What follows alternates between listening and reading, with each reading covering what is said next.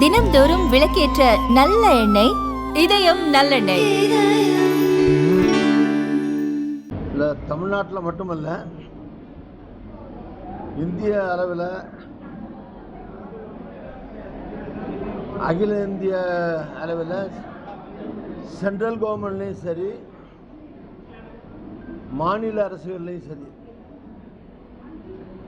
தேர்தலில் கூட்டணிகள் ஏற்படுகிற போது தேர்தலுக்கு முந்தைய கூட்டணி, தேர்தலுக்கு பிந்திய கூட்டணி, இதெல்லாம் கடந்த காலங்கள்லேயும் நடந்திருக்கு. உதாரணமாக தமிழ்நாட்டிலேயே 1952 காங்கிரஸுக்கு போதுமான எம்எல்ஏக்கள் கிடையாது. முதல் தேர்தல் முடிஞ்ச பிறகு கம்யூனிஸ்டுகள் அதிகமாக வெற்றி பெற்றிருந்த காலம். இப்போ ராஜாஜி அவர்கள் முதலமைச்சராக வந்தார். அவருக்கு எம்எல்ஏ பற்றாக்குறை ஏற்பட்ட போது அப்போ வன்னியர்கள் ஒருங்கிணைக்கப்பட்டு 2 தலைவர்கள் கட்சி நடத்தாங்க. ராமசாமி படையாச்சி இவங்கெல்லாம் அப்போ கட்சி நடத்திக்கிட்டு இருந்தாங்க. தேர்தலில் காங்கிரஸோட ஒரு கூட்டணி கிடையாது. நான் தேர்தல் முடிஞ்ச பிறகு இந்த வன்னிய சமுதாயத்தை சார்ந்த எம்எல்ஏக்கள்லாம் ராமசாமி படையாச்சி போன்றவர்கள்லாம் ஆதரவு கொடுத்து பெரும்பான்மை ராஜாஜி முதலமைச்சராக இருந்து ஆட்சி நடத்தினார். ராஜாஜி அவர்கள் மாற்றப்பட்டு பெருந்தர் காமராஜர் வந்த போதும் பற்றாக்குறை இருந்தது. அப்பவும் இந்த வன்னிய சமுதாயத்தை சார்ந்த எம்எல்ஏக்கள் அந்த கட்சி தலைவர்களுடைய ஆதரவோடு காங்கிரஸ் ஆட்சி நடந்தது. அதுக்கு பிறகு அவங்க கட்சியில் சேர்ந்துட்டாங்க. சில பேர் காங்கிரஸ்லேயே சேர்ந்துட்டாங்க. அதனால் தேர்தலுக்கு பின்னால் தனித்தனியாக நின்ற கட்சிகள் ஒரு ஆட்சி அமைக்கிறதுக்கு ஆதரவு தர்றதோ, அந்த மந்திரி சேவையில் பதவி ஏற்படுறதோ புதுமையாக முதல் முறையாக நடக்கிற நிகழ்ச்சி அல்ல அது. 60 வருஷத்துக்கு முன்னாலே நான் சொன்ன மாதிரி ராஜாஜி காலத்தில், பிறந்த காமராஜர் காலத்தில் 1952 55 60 வருஷத்துக்கு முன்னாலே நடந்த நிகழ்ச்சிகள் தான் தமிழ்நாடு பொறுத்த வரைக்கும்.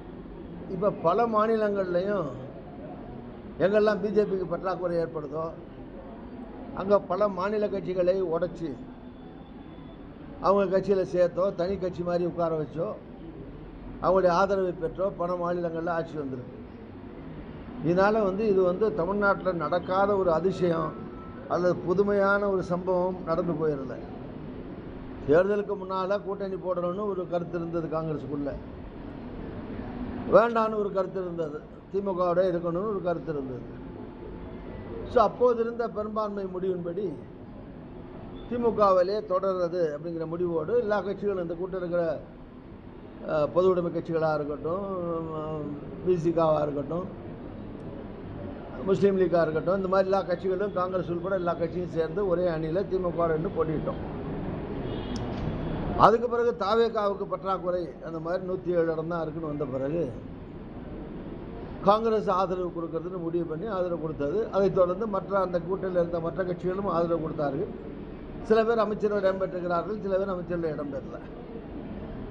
ஸோ நான் எதுக்கு சொல்கிறேன், எதுனா இது நாடு முழுவதும் நடந்து கொண்டிருக்கிற ஒரு நிகழ்ச்சி. தமிழ்நாட்டில் ஒரு புதுமையாக நடந்து போச்சுன்னு சொல்கிறதுக்கு ஒன்றும் இல்லை.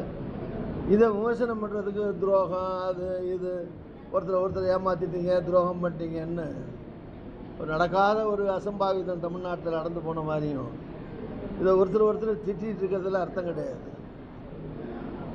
கூட்டணிங்கிறது ஒரு அட்ஜஸ்ட்மெண்ட்டு தான். ஒவ்வொரு கட்சிக்கும் ஒரு கொள்கை இருக்குது, ஒரு வழிமுறை இருக்குது, ஒரு செயல்பாட்டு முறை இருக்குது, தனித்தனி தலைவர்கள் இருக்காங்க. ஸோ அவங்களுடைய தலைமைக்கு உட்பட்டு அவங்களுடைய கொள்கைக்கேற்ப லட்சியங்களுக்கேற்ப அந்த கட்சி நடத்தப்படுது. தேர்தல் கூட்டணிங்கிறது ஒன்லி அன் அட்ஜஸ்ட்மெண்ட்டு தான். எலெக்ஷனில் வெற்றி பெறுவதற்காக நடத்தப்படுகிற ஒரு தற்காலிக உடன்பாடே தவிர அது ஒன்றும் ஒரு பெர்மனண்ட்டாக காலகாலத்துக்கான ஒரு ஒப்பந்தம் இல்லை. அது இல்லை, அதனால அது நல்லாட்சியா கட்டாட்சியா அது பிரச்சனை இல்லை. முடிச்சிடும், அவங்க கேள்வி முடிச்சிடும். அதனால் இது மாதிரி நடந்ததை இப்போ விமர்சனம் பண்ணி காங்கிரஸ் திமுக திட்டுறது, திமுக காங்கிரஸை திட்டுறது, நீ துரோகி நான் துரோகி இந்த மாதிரி அடிச்சுக்கிறது வந்து தேவையில்லாதது, அனாவசியமானது, மக்களுக்கும் இப்போது சூழ்நிலை சம்மந்தம் இல்லாதது. Past is past. அடுத்து நீ என்ன போகிற, நான் என்ன பண்ண போகிறேன், அவ்வளோதான். திமுகவுடைய வழிமுறை என்ன, காங்கிரஸுடைய வழிமுறை என்ன செயல்பாடு என்ன, ஆட்சி எப்படி நடக்குது, அந்த ஆட்சியில் நல்லதை பாராட்டுறோம், இல்லைன்னா விமர்சனம் பண்ணுறோம், அது எல்லாருக்கும் பொதுவானது. இப்படி அடுத்து என்னென்னு பார்க்கணுமே தவிர முடிஞ்சு போனதை விமர்சனம் பண்ணி ஒருத்தரை அதுவும் ஹிட்டிங் பிலோ த பெல்ட்டும்பாங்க, அது மாதிரி சப்ஸ்டாண்டர்டாகவோ தரக்குறைவாகவோ ஒருத்தர் அநாகரிகமாகவோ விமர்சனம் பண்ணிக்கிறதோ திட்டிக்கிறதோ தேவையில்லாதது. அதனால் மக்களுக்கும் எந்த நன்மையும் கிடையாது, திட்டிக்கிற கட்சிகளுக்கும் எந்த நன்மையும் கிடையாது. இதுதான் என்னுடைய கருத்து. ரெண்டாவது, 5 ஆண்டு கால ஆட்சி திமுக ஆட்சி இருந்தது. ஸ்டாலின் பல திட்டங்களை கொண்டாந்து நிறைவேற்றிட்டு இருந்தார். எந்த கூட்டணி, இப்போ வைகோ சொல்கிற மாதிரி ஒரு கூட்டணியில் இருந்துட்டு அந்த கூட்டணி கட்சிகள் கூட்டணியை தினம் விமர்சனம் பண்ணிட்டு இருக்க முடியாது, திட்டிகிட்டு இருக்க முடியாது. பட் அதே நேரத்தில் சரி நிறைய குறைகளோ சொல்கிறது அந்த கட்சியினுடைய தன்மைகளை பொறுத்து இருக்கு. ஒருத்தர் என்ன நடந்தாலும் கண்டுக்கிறாமல் ஆதரிச்சுக்கிட்டே இருக்கலாம்.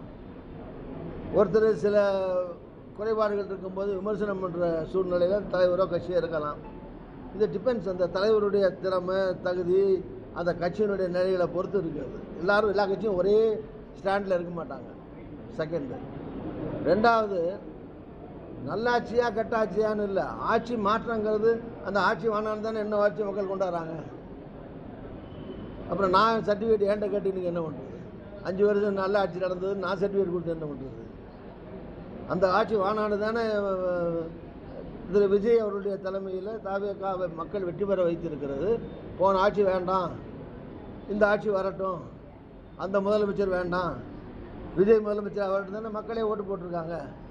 அப்புறம் பழைய 5 வருஷத்துக்கு நான் சர்டிஃபிகேட் கொடுத்து என்ன ஆக போகுது? அதனால் that question is irrelevant. Congress கட்சியினர் வந்து தாவேகா பக்கம் போயிடாமல் இருக்கிறதுக்கு நீங்கள் என்ன மாதிரியான முன்முயற்சி எடுக்கிறீங்க? இல்லை காங்கிரஸ் கட்சிகள் தாவேகா பக்கம் போயிட்டு இருக்கு. யார் சொன்னா உங்களுக்கு?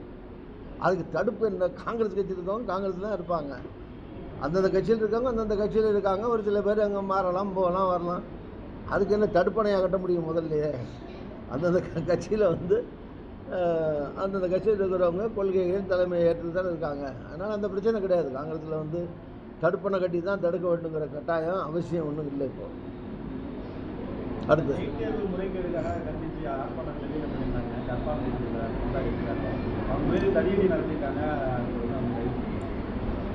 இல்லை, இது வந்து எந்த ஆர்ப்பாட்டமாக இருக்கட்டும், ஜனநாயக ரீதியாக நடக்கிற எந்த கட்சி நடத்தினாலும் சரி, அது காங்கிரஸ் நடத்தினாலும் சரி, ஈவன் பிஜேபி நடத்தினாலும் சரி, திமுக நடத்தினாலும் சரி, அதிமுக நடத்தினாலும் சரி, தாவேகாவே நடத்தினாலும் சரி, பத்திரிகையாளர்கள் நடத்தினாலும் சரி, அரசியல்வாதி நடத்தினாலும் சரி, ஜனநாயக ரீதியான ஒரு கண்டன ஆர்ப்பாட்டமோ ஒரு உண்ணாவிரதமோ மறியலோ வந்துச்சுன்னா அதை மாநில அரசோ மத்திய அரசோ ஜனநாயக ரீதியாக தான் எதிர்கொள்ளணும். அதில் தடியடி பிரபாவமோ அடித்து விரட்டுறதோ பிடிச்சி கொண்டு ஜெயிலில் போடுறதோ சின்ன சின்ன விமர்சனங்களை கூட தாங்கிக்கிறாமல் பண்ணுறதோ அது வந்து முற்றிலும் பத்திரிகை சுதந்திரத்திற்கோ ஜனநாயகத்திற்கோ புறம்பானது. அதே நேரத்தில் பத்திரிகையாளராக இருந்தாலும் சரி, அரசியல்வாதிகளாக இருந்தாலும் சரி, ஊடகங்களாக இருந்தாலும் சரி, எல்லாரும் ஒரு தரத்தை கடைப்பிடிக்கணும். பேனா இருக்குங்கிறதுக்காக கண்டதெல்லாம் எழுத முடியுமா? வாய் இருக்குங்கிறதுக்காக கண்டதெல்லாம் பேச முடியுமா? தனக்கு ஒரு ஊடகம் கையில் இருக்குங்கிறதுக்காக யாரை வேணாலும் தரக்குறைவாக குடும்பத்தையோ அங்கே பிள்ளை குட்டிகள் வரைக்கும் யார் எழுதுகிறாங்கனோ அதை அப்படி எழுதுகிறவன் குடும்பத்தை விமர்சனம் பண்ணால் தாங்கிடுவானாவா?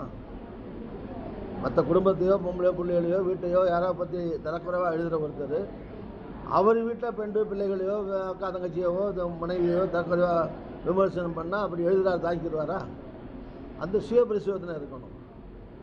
பொதுவாக ஒரு ஸ்டாண்டர்டை குறையக்கூடாதுல்ல. கடந்த காலத்தில் அரசியலுக்கும் இப்போ இருக்கிற அரசியலுக்கும் தரம் குறைஞ்சிட்டே இருக்குது. ஸோ அந்த தரம் குறையாமல் பார்த்து கொள்ள வேண்டியது எல்லா தரப்பினருடைய பொறுப்பும் கூட. அவ்வளோதான்.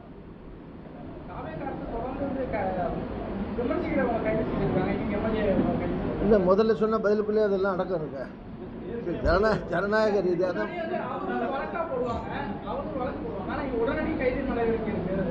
சரி, இது இப்படி பொத்தாம் பொதுவாக சொல்ல முடியாது. எப்படின்னா நான் சொல்லிட்டேன், ஜனநாயக ரீதியாக விமர்சனங்கள் ரீதியாக தான் எதிர்கொள்ளணும், போராட்ட ரீதியாக தான் எதிர்கொள்ளணும், எதையும் சட்ட ரீதியாக தான் எதிர்கொள்ளணுங்கிறது என்னுடைய கருத்து. ஆனால் அதே நேரத்தில் இண்டிவிஜுவலாக கைதுன்னு வரும்போது அந்த கைது செய்யப்பட்டது யார், என்ன ஊடகம், எதுக்காக கைது செய்யப்பட்டாங்க, அவங்க என்ன விமர்சனம் பண்ணியிருந்தாங்க, என்ன பேசியிருந்தாங்க, என்ன எழுதியிருந்தாங்க, அது ஒரு ஸ்டாண்டர்டுக்கு உட்பட்டு இருந்ததா, சப்ஸ்டாண்டர்டாக இருந்ததா, நியாயமான விமர்சனமாக, ஹிட்டிங் பிலோ த பெல்ட்டா, இடுப்புக்கள் அடிக்கிறதும்பாங்க, ஹிட்டிங் பிலோ த பெல்ட்னு. அதே மாதிரி அது சப்ஸ்டாண்டர்டான விமர்சனமா, ஃபில்த்தி விமர்சனமா, அதுக்கு அந்த ஆக்ஷன் ஈக்குவல் ஆனதா அப்படிங்கிற பொறுத்து தான் கேஸ் வாரியாக நீங்கள் கேட்டிங்கன்னா கேஸ் வாரியாக இது கரெக்டு இது சரின்னு சொல்லலாமே தவிர பொதுவாக யார் மேலேயும் கையே வைக்கக்கூடாதுன்னா அப்புறம் ஆட்சியும் நடத்த முடியாது, சட்டம் ஒழுங்கையும் காப்பாற்ற முடியாது. ஸோ விமர்சனங்களையும் ஆட்சியில் இருக்குங்கிறதுனால யார் திட்டினாலும் என்ன திட்டினாலும் வாங்கிக்கணுங்கிற அவசியமும் கிடையாது. ஒரு முதலமைச்சர் ஆட்சியில் இருக்கார், ஒரு மந்திரி இருக்காருன்னா அவர் யார் வேணாலும் என்ன கேவலமாக பேசினாலும் அதை பொறுத்துக்கிட்டு தான் இருக்கணும், அதுதான் ஜனநாயகம் அல்லது அதுதான் சுதந்திரம்னு சொல்ல முடியுமா? ஸோ அதனால் அதுவும் அது அந்தந்த ஐட்டங்களை பொறுத்து, அந்தந்த சம்பவங்களை பொறுத்து தான் அது வந்து சரியா தப்பா, இந்த கேஸ் சரியா தப்பா, கைது பண்ணது சரியா தப்பா அப்படின்னு சொல்ல முடியும். அது அவங்க என்ன எழுதினாங்க, என்ன பேசுனாங்க, அது ஒரு ஜனநாயக வரம்புகளுக்கு உட்பட்டதா, நாகரிக சமுதாயத்தில் நாகரிகத்துக்கு உட்பட்டதா, இல்லை ஃபில்த்தியாக கேவலமாக சொல்ல அருவருப்பான ஒரு செய்தியை சொல்லியிருக்காங்களா, இதை பொறுத்து தான் அதை இடைப்பட்டு தான் சொல்ல முடியும்.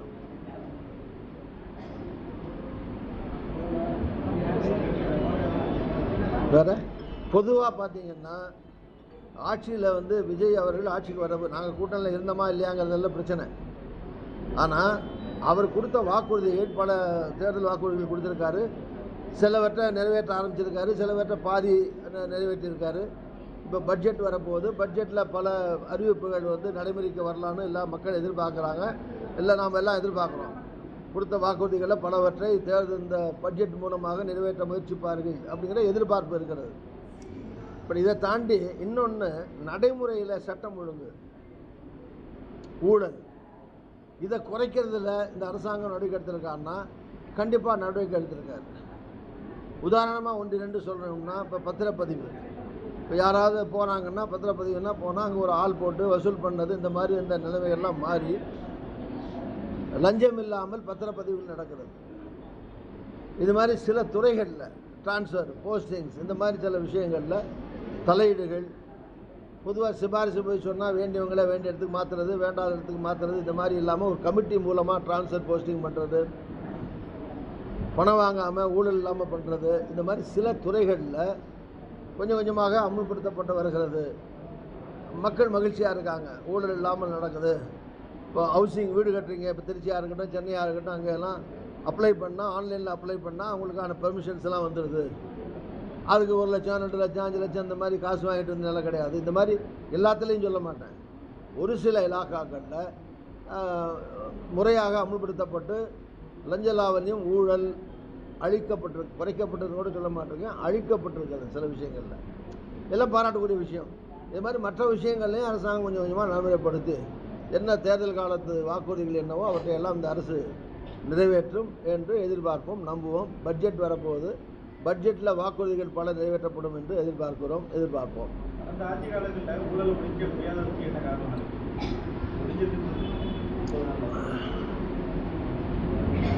ஊழலை ஒழிக்க முடியாதுன்னு ஒன்றும் கிடையாது. ஊழலில் வந்து அதிகாரிகளாக இருக்கட்டும், அமைச்சர்களாக இருக்கட்டும், அரசாங்கமாக இருக்கட்டும், அவங்களே ஊழல் பண்ணால் அப்போ யார் ஒழிக்கிறது? அடுத்த ஸ்டேட்டில் வந்து ஒழிப்பாங்க. அதனால் அங்கே இருக்கிற மந்திரிகள், அங்கே இருக்கிற அதிகாரிகள், அங்கே இருக்கிற அரசாங்கம் ஊழலை ஒழிக்க நினச்சா ஒழிச்சிடலாம், அவ்வளோதான். அது நம்ம முதல்ல சொன்னதில் எல்லா அர்த்தமும் இருக்கு. ஆமாம், சொல்கிறார்ல, இருந்ததுனால தானே சொல்கிறார். இப்போ நம்மளே சொல்கிறோம், சில துறைகளை நான் சொன்னேன், ரிஜிஸ்ட்ரேஷனாக இருக்கட்டும், பத்திரப்பதிவுகளாக இருக்கட்டும், இந்த மாதிரி ஒரு சில விஷயங்களில் வந்து இப்போ இல்லாமல் இருக்குன்னா முந்தி இருந்துச்சு தானே அர்த்தம், அவ்வளோதான்.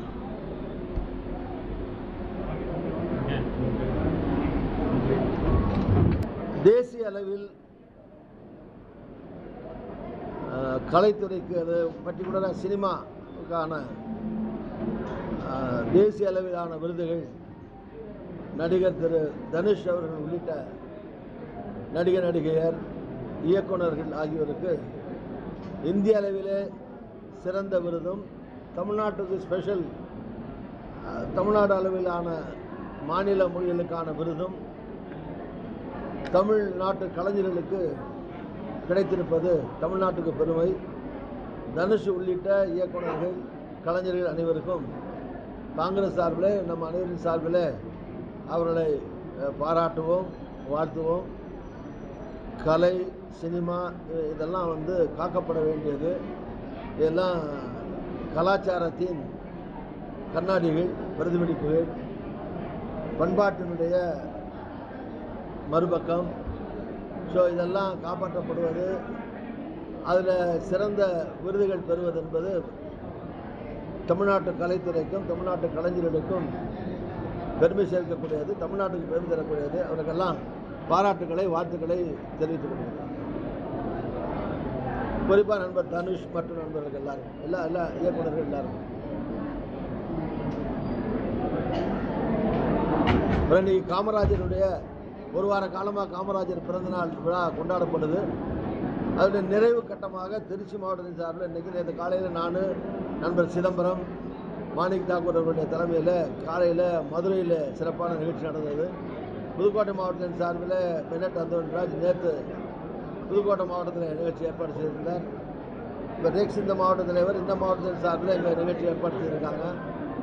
ஸோ இந்த நிகழ்ச்சிகளில் பெருந்தவர் காமராஜருடைய புகழ் பரப்பும் விதத்தில் ஏழை எளியவர்கள் சில நல பணிகள், உதவிகள் செய்து நிகழ்ச்சி நடக்கிறது. இந்த நிகழ்ச்சியில் பங்கேற்பதிலே மகிழ்ச்சி அடைகிறேன்.